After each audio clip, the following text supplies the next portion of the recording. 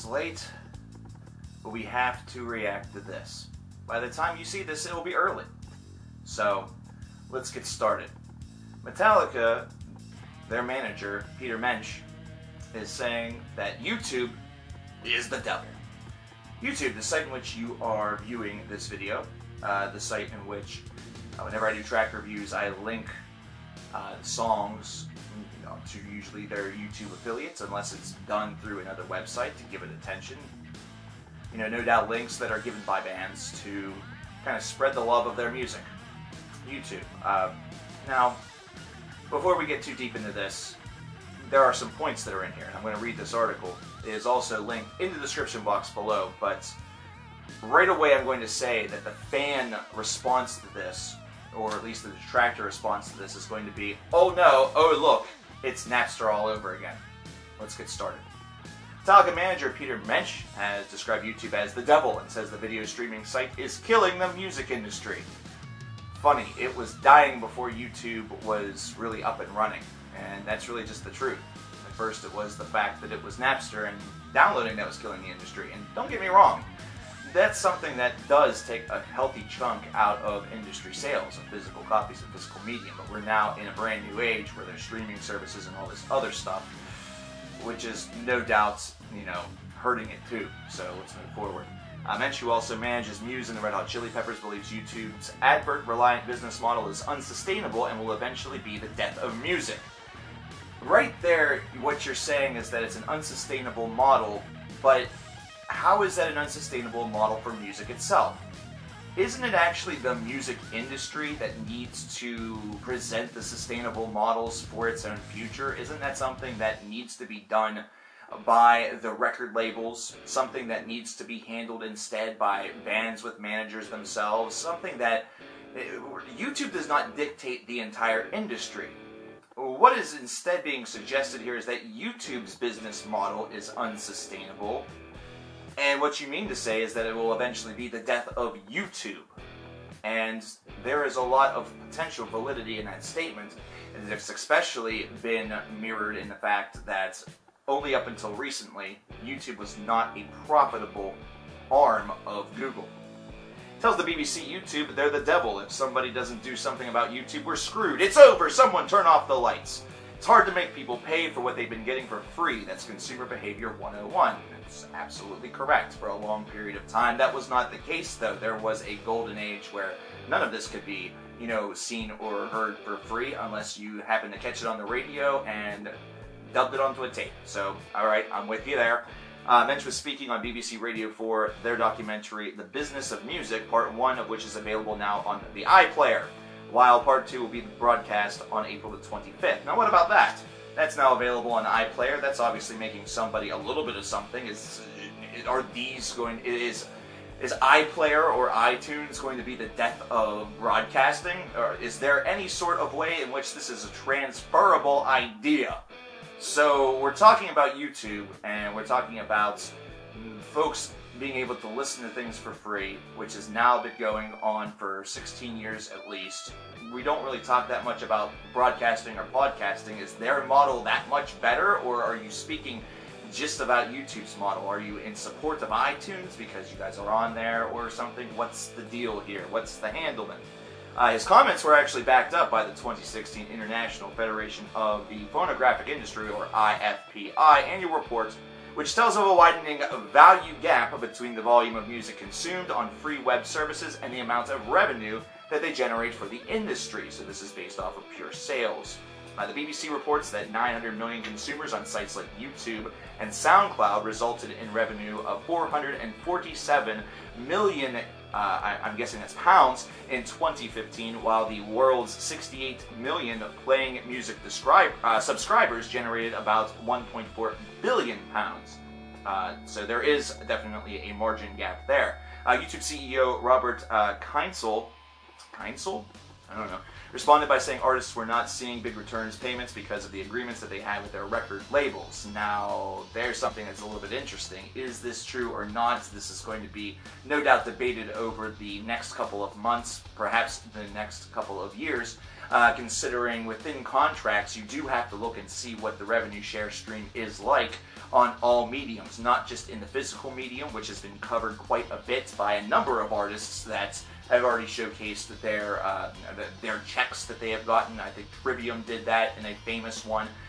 You have to also look and see what the agreements are like between labels and artists and other members of management. In the case of Metallica, they no doubt have to pay the crew, they have to pay this manager, they no doubt have touring managers and other... Metallica is a brand, so there are many people seeing a slice of this pie, so that is something where you do have to examine the contracts individually, perhaps to gain a little bit of a valid sort of snapshot or look into whether or not this is true. So that's probably going to be something we're going to be reading up and finding out more about as time goes on.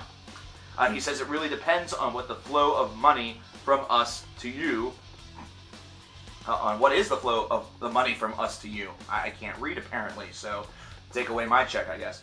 The artists who signed up directly with YouTube are seeing great returns. Not everybody, but if you're generating a lot of viewership, you are making a lot of money, which seems like the obvious statement of the year. That's actually where this article just tends to stop over on Team Rock, which of course means that's all the more information that we've been given.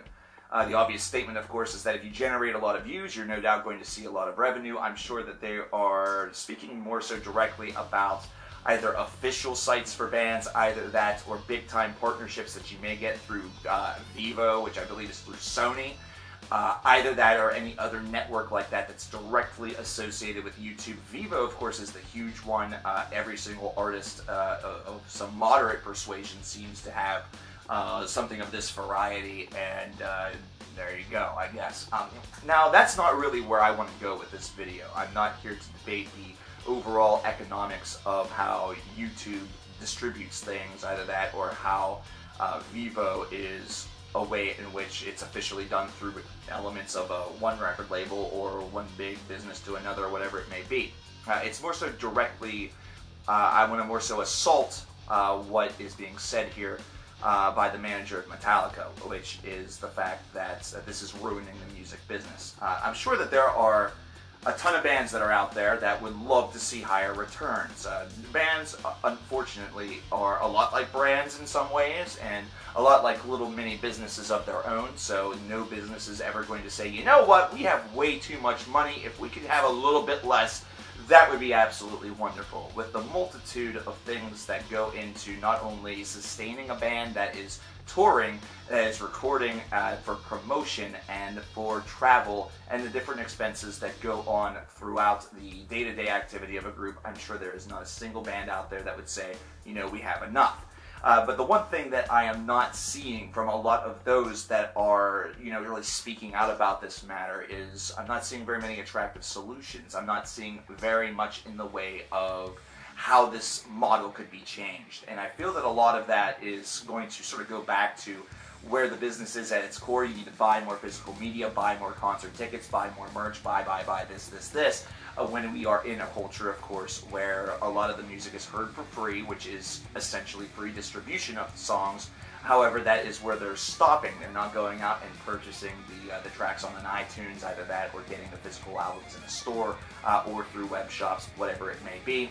Merchandise is something that is just as much of a philanthropic arm as far as getting funds for these bands as the physical albums themselves, it seems, these days, as well as the live shows. Some of the biggest live shows, of course, are generating to the multitude of tens of millions of dollars for worldwide tours. So there is a lot that is going on there. But whenever it comes to talking about this, similar to the Napster bad situation, there's just not a lot of attractive solutions that are offered. Back then, it was easy, considering you could just simply say, downloading is wrong, downloading is illegal, downloading is like stealing. Remember, on the whole idea of YouTube, you can't fully use that argument, considering on one hand, yes, there are a lot of songs that are on there thanks to users just popping them up there and potentially gaining some of the revenue that should be in the pockets of the artists, all depending on how the rules and regulations are kind of handled by YouTube or handled by the bands themselves. There are content claims for a reason. Third-party claims do transfer any sort of revenue into the rightful owners of the pockets, but of course there's a big debate on that very topic right now as to where's the free use, so we enter into brand new territory with that I'm not even going to touch.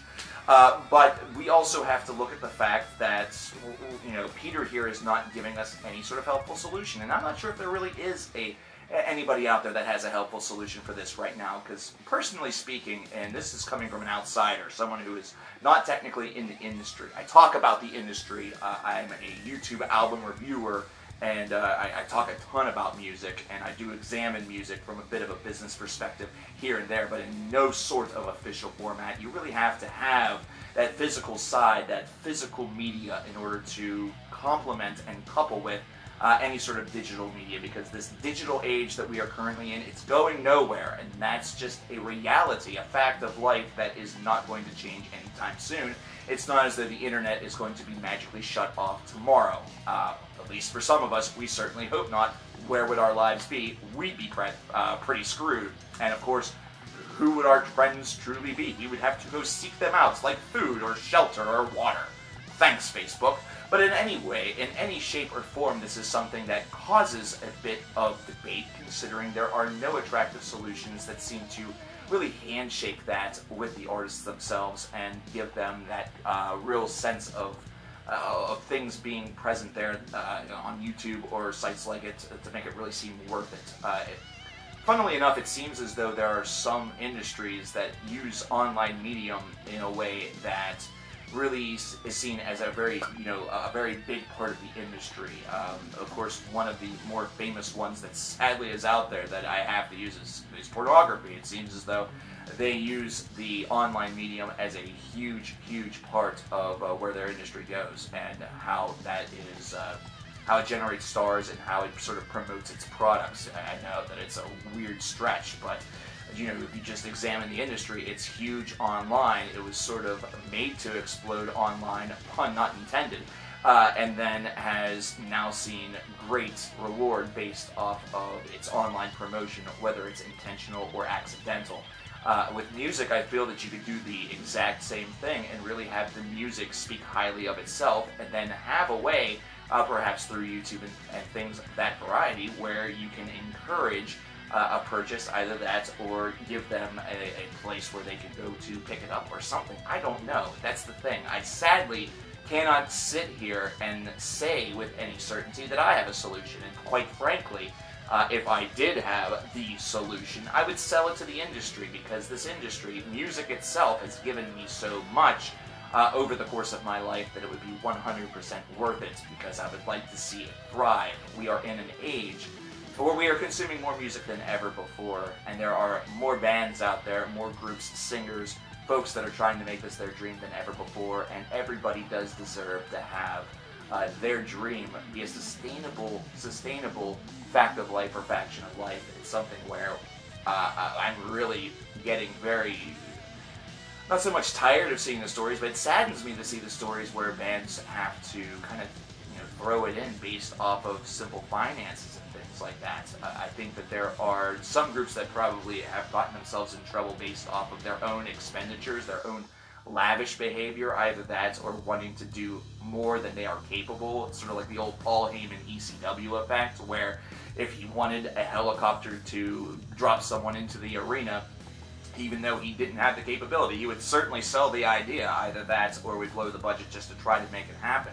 Doesn't sound like it makes a lot of business sense, but of course the reputation alone would be something that would keep you going and keep the money flowing.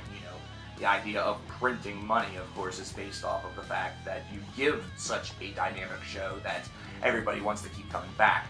I unfortunately don't have the solution. I would like to see some folks in the industry really bash their heads against the desk and come up with something that may be a little bit attractive, because it is something that I can understand the validity of Peter's concern, but I can tell you right out of the gate that not very many folks are going to take this very well, based off of the fact that he is a manager, he's not the band themselves, and it's Metallica who has had the drawback of Napster already on their, proposed record, whatever you want to call it, their media record, I guess is the best way to put it. I'm honestly a little bit vexed with this, you guys. I would love to hear your opinion on this. Do you think that Peter has his mental wheels sort of spinning in the right direction, heading toward, a little bit of forethought, a little bit of forward thinking about where this industry is going? Is there great concern that the wheels are going to fall off based off of YouTube alone?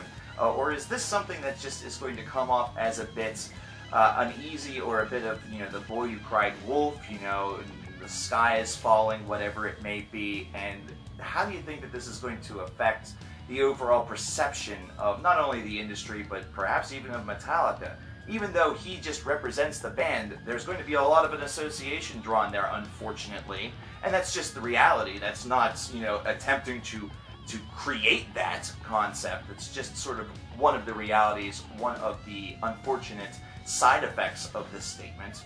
But I want to know your thoughts. I want to know your opinions. Let me know in the comments below. My name is Coverkillernation, and we will track this story a little bit more as it develops, as other people begin to weigh in on this topic, if that indeed happens, and this becomes a massive, massive story throughout the course of 2016 and beyond. But for right now, if you enjoy what you see, we do reactions to things just like this all the time. It's called CKN Reacts, and the only way that you're going to see those whenever they come out is if you hit that subscribe button. And please, do give the channel a little bit of support. Do hit the like or dislike button based on your feelings of this video. Thanks again. I'm Coverkillernation. I'll talk to you guys later.